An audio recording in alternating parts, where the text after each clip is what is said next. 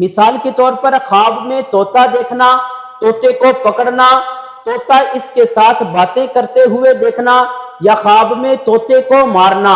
السلام علیکم ورحمۃ اللہ وبرکاتہ۔ اپنے سچے خوابوں کی تعبیر پروگرام میں ہم حاضر ہیں، آپ سب کو خوش آمدید کہتے ہیں۔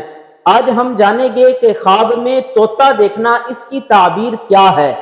خواب میں طوطا دیکھنا اس کی مختلف صورتیں اور الگ الگ تعبیریں ہیں۔ مثال کے طور پر خواب میں طوطا دیکھنا، طوطے کو پکڑنا، طوطا اس کے ساتھ باتیں کرتے ہوئے دیکھنا، یا خواب میں طوطے کو مارنا۔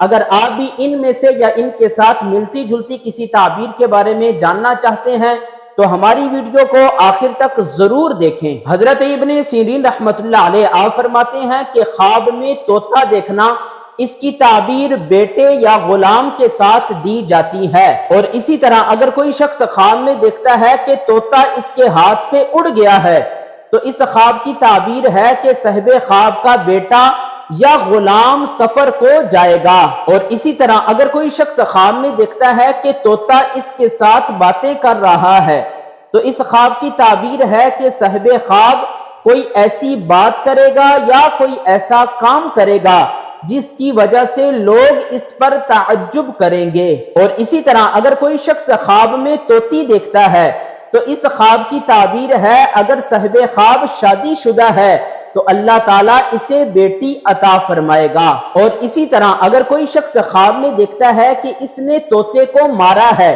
تو اس خواب کی تعبیر ہے کہ صاحب خواب کسی کنواری لڑکی سے شادی کرے گا۔ اور اسی طرح اگر کوئی شخص خواب میں دیکھتا ہے کہ طوطا اس کے منہ سے نکلا ہے تو اس خواب کی تعبیر ہے کہ اس شخص کا بیٹا ہوگا جو اس کے بارے میں لوگوں کو بری باتیں کہے گا۔ حضرت جعفر صادق رحمۃ اللہ علیہ آپ فرماتے ہیں کہ خواب میں طوطا دیکھنا یہ 3 وجہ پر ہے۔ نمبر 1 بیٹا غلام، نمبر 2 پارسا شاگرد، نمبر 3 کنواری لڑکی۔ اللہ تعالی ہمارے خوابوں کو ہمارے لیے باعث رحمت اور باعث برکت بنائے۔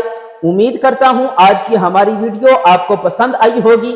اگر پسند آئی ہے تو ہمارے چینل کو ضرور سبسکرائب کر دیں اور بیل آئیکن کو دبا دیں۔ انشاءاللہ نیکسٹ ویڈیو کے ساتھ پھر ملاقات ہوگی۔ ہمیں بھی اپنی دعاؤں میں یاد رکھیں۔ السلام علیکم ورحمۃ اللہ۔